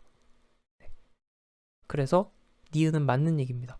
카터 챔벌린 모형은 이렇게 교섭력을 가지고서 이제 설명을 하는 이론입니다. 그래서 이거는 좀 기억을 해두시면 좋습니다. 카터 챔벌린 모형은 교섭력을 설명한 이론이다. 네, 교섭력 키워드 기억을 해두시고요.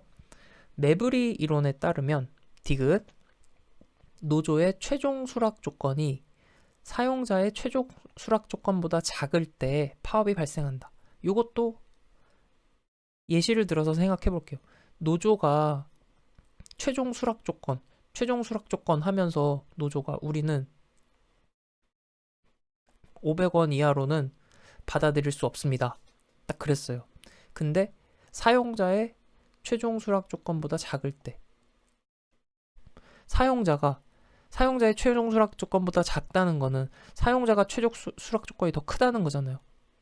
사용자가 우리는 600원을 받아들일 수 있어. 뭔가 이상하지 않나요? 사용자는 600원을 주는 게 최종 조건이고 노동자는 500원을 받는 게 최종 조건이면 바로 딜 아닌가요? 네, 그쵸. 바뀌었습니다. 이 선택지 내용이. 그래서 사용자 수락 조건이 노조의 최종 수락 조건보다 작을 때 파업이 발생하는 거죠. 이 상태면은 바로 타결이죠. 바로 오케이 고고 바로 타결되죠. 그래서 디귿은 이제 틀린 내용. 그래서 정답은 1번. 제가 오케이 고고라고 하니까 또 구글이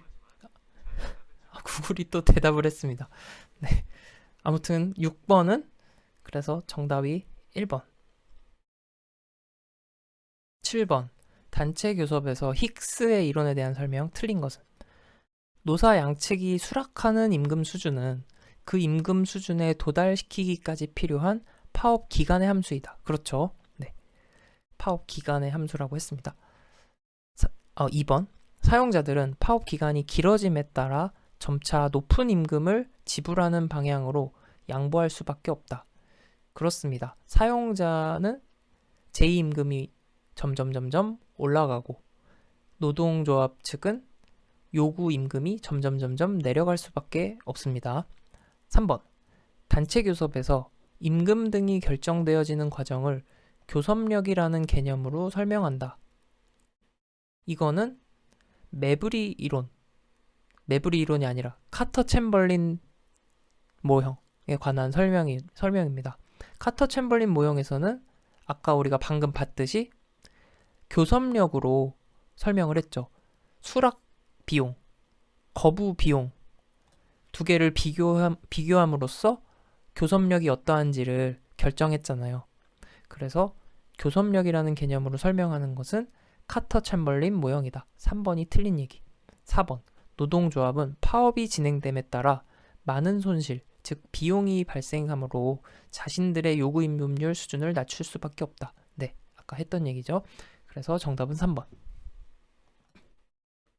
힉스의 노동쟁의 분석 모형에 따를 때 파업이 발생하지 않는 경우는 1번. 장래의 교섭력을 높일 필요가 있을 때, 노동자의 저항 곡선이 양보 곡선보다 위에 위치할 때. 자, 노동자의 저항 곡선은 지금 그려볼게요. 노동자의 저항 곡선은 이렇게 되고 양보 곡선은 이렇게 되잖아요.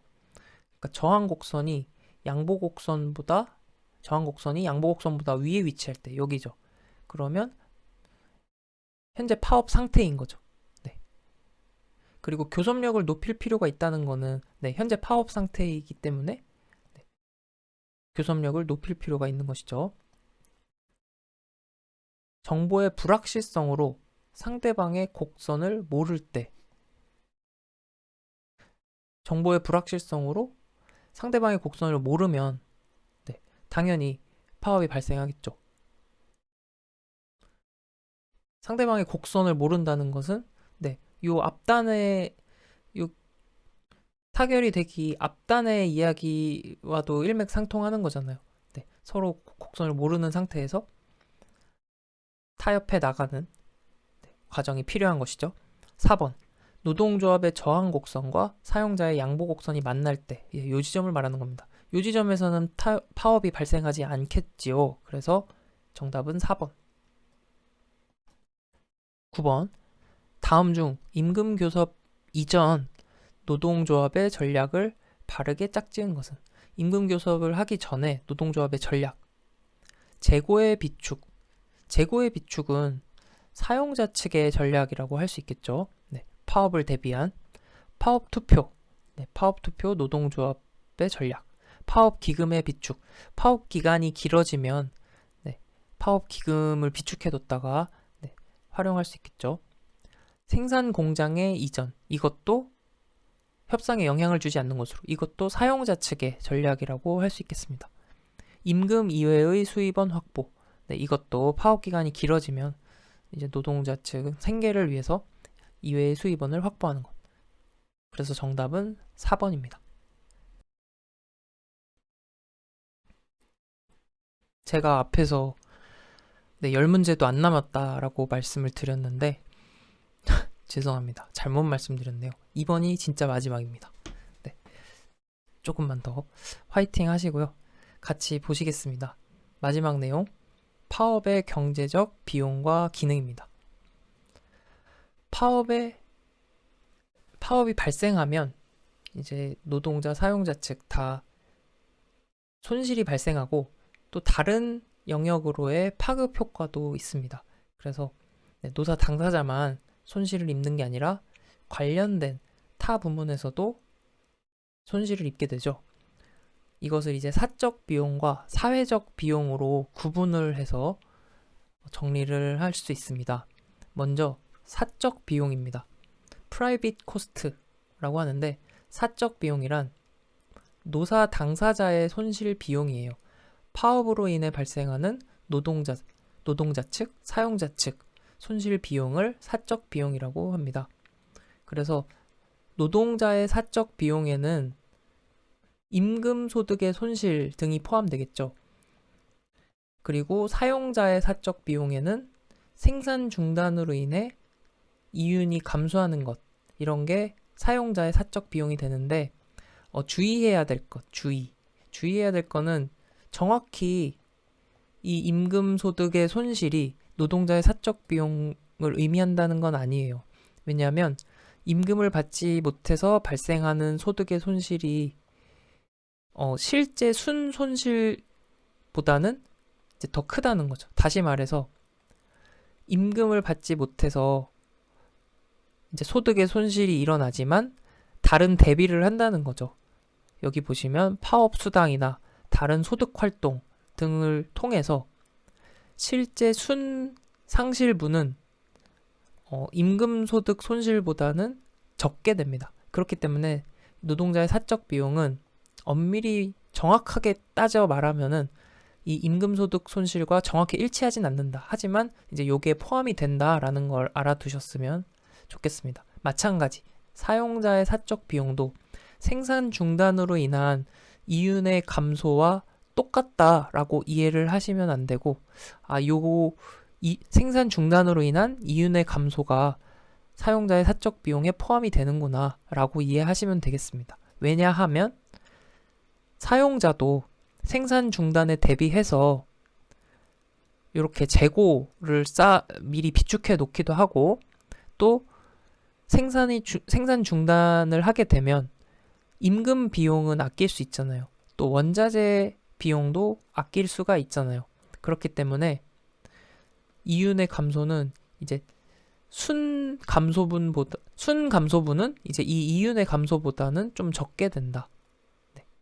이렇게 이해하시면 되겠습니다. 그래서 요 노동자의 사적 비용, 사용자의 사적 비용 요 내용은 이제 요런 부분이 포함이 된다라는 걸로 이해를 하시면 되겠습니다. 이해되셨죠? 그래서 사적 비용이었고, 두 번째 사회적 비용입니다. 사회적 비용은 사회적 효과, 사회적 파급 효과를 떠올리시면 됩니다. 경제의 한 부문에서 발생한 파업으로 인해서 타 부문에서 생산 및 소비가 감소하는 것. 네. 요게 사회적 비용이 되겠습니다. 타 부문에서의 생산 및 소비의 감소. 그래서 사적 비용, 사회적 비용 이제 구분해서 정리하시면 되겠고요. 또 이제 방금 말씀드린 내용 다시 한번 정리합니다. 노동소득의 순상실분은 노동자 입장에서 노동소득의 순상실분은 파업 참여에 따른 임금소득의 상실분보다는 적다. 왜 그럴까요? 말씀드렸듯이 파업 수당도 있고 또 생계 대비해서 다른 소득 활동을 할 수가 있습니다. 파업 기간 중에. 그렇기 때문에 임금 소득의 상실분보다는 순상실분은 더 적다.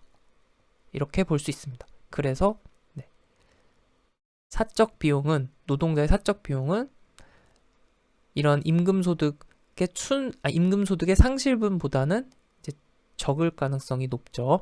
마찬가지 기업 이윤의 순감소분도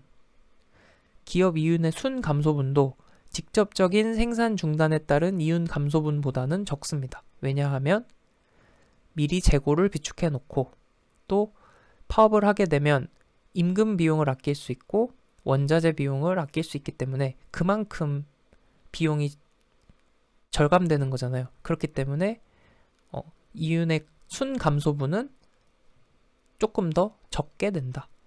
네, 이렇게 이해할 수 있겠습니다. 마지막, 서비스 산업 부문에서 파업에 따른 사회적 비용이 더 크겠습니다. 왜냐하면 제조업에 비해서 조치가 어렵기 때문인데요. 제조업의 경우에는 생산 설비를 미리 이전시켜 놓을 수도 있고 재고를 비축해 놓을 수도 있는 반면에 서비스 산업 부문은 그게 어렵죠. 그리고 서비스 산업 부문은 거의 노동력이 전부인 산업이잖아요. 그렇기 때문에 파업에 따른 사회적 비용이 더 크다. 사회적 파급 효과가 더 크다라고 볼 수 있습니다. 이러면 파업의 경제적 비용, 기능, 끝! 문제 풀고 마무리하겠습니다. 1번. 파업의 경제적 비용과 기능에 관한 설명으로 옳은 것은 사적 비용과 사회적 비용은 동일하다. 다른 개념이라고 제가 방금 아주 열심히 말씀을 드렸습니다. 완전히 다르죠? 사적 비용은 파업으로 인해 노사 당사자가 직접 입는 손실, 비용과 관련된 것이고 사회적 비용은 파업으로 인해서 타 부문에 미치는 손실, 비용을 말하는 겁니다. 2번, 사용자의 사적 비용은 직접적인 생산 중단에서 오는 이윤의 순감소분과 같다고 했나요? 아니라고 했죠. 직접적인 생산 중단에 의한 이윤 감소보다 좀 더 적다고 했어요. 왜냐하면 재고를 비축할 수도 있고 또 원자재와 임금 비용은 절감이 되잖아요. 그렇기 때문에 직접적인 생산 중단으로 인한 감소분보다는 좀 더 적다. 3번, 사적 비용이란 경제의 한 부문에서 발생한 파업으로 인해 타 부문에서 생산 및 소비가 감소하는 것. 요거는 뭐에 대한 설명이죠? 파급 효과, 사회적 파급 효과, 사회적 비용에 대한 설명입니다. 4번, 서비스 산업 부문은 파업에 따른 사회적 비용이 상대적으로 큰 분야라고 했습니다. 제조업에 비해서 사회적 비용이 상대적으로 크다. 정답 4번. 2번. 파업의 경제적 비용과 기능에 대한 설명으로 틀린 것은 사적 비용은 노동자 측의 비용과 기업 측의 비용에 합이 됩니다. 네. 그래서 노동자 사적 비용, 기업 사용자 사적 비용 합하면 사적 비용 개념이 됩니다. 2번. 사용자의 사적 비용은 직접적인 생산 중단에서 오는 이윤의 순감소분보다 적을 수 있다라고 했죠. 네. 재고 비축, 임금이나 원자재 비용이 파업 기간 중에 절감이 되니까요. 3번.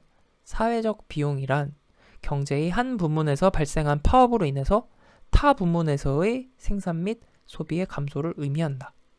네, 맞는 이야기죠. 4번. 파업에 따른 사회적 비용이 가장 작은 분야는 서비스 산업 부문이다. 사회적 비용이 가장 큰 분야라고 했습니다. 그래서 4번이 틀린 내용. 정답 4번. 3번. 파업의 경제적 손실 설명으로 틀린 것은 노동조합 측 노동소득의 순상실분은 해당 기업에서의 임금 소득의 상실보다 훨씬 적을 수 있다. 왜 그렇다고 했죠? 네, 파업에 대비해서 파업 그 수당이 있을 수 있고 또 파업 기간 중에 다른 소득 활동을 할 수도 있기 때문에 노동소득의 순상실분은 훨씬 적을 수 있다라고 했습니다. 2번. 사용자 이윤의 순감소분은 직접적인 생산 중단에서 오는 것보다 더 적다라고 했죠. 왜냐하면 사용자 측도 파업에 대비를 하기 때문에. 그래서 2번이 틀린 내용입니다. 3번. 파업에 따르는 사회적 비용은 서비스업에서 더 크다고 했죠. 파업에 따르는 생산량 감소는 타 산업의 생산량 증가로 보충하기도 한다. 네, 그렇습니다. 타 산업에서 보충하기도 한다. 정답은 2번. 4번. 파업의 경제적 손실, 틀린 설명.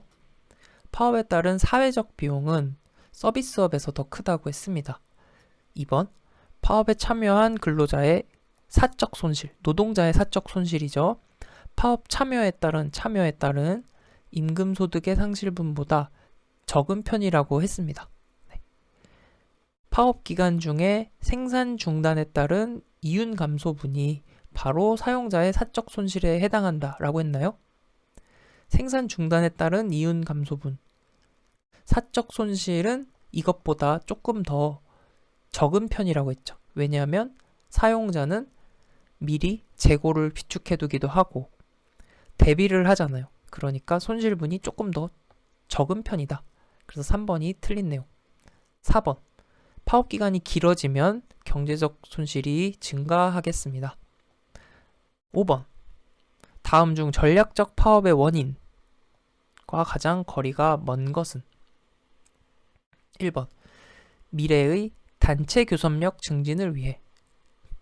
네, 그렇습니다. 이 문제를 통해서 좀 정리를 해두시면 좋겠습니다. 미래의 단체 교섭력 증진을 위해서 전략적 파업. 조합원의 신뢰를 얻기 위해 전략적 파업을 합니다. 조합원의 보다 많은 휴식을 위해는 아닙니다. 네. 3번이 틀린 내용. 조합원의 응집력과 단결력을 훈련시키기 위해 전략적 파업의 원인이 되겠습니다. 이렇게 해서 파업의 경제적 비용과 기능까지 정리를 했고요. 네, 오늘도 긴 시간 동안 이렇게 같이 끝까지 공부하셔서 네, 정말 수고 많으셨고 감사드립니다. 저도 이렇게 같이 할 수 있어서 네, 감사하게 느끼고 있습니다. 다음 영상은 또 새로운 내용으로 같이 화이팅 하면서 공부할 수 있었으면 좋겠습니다. 감사합니다.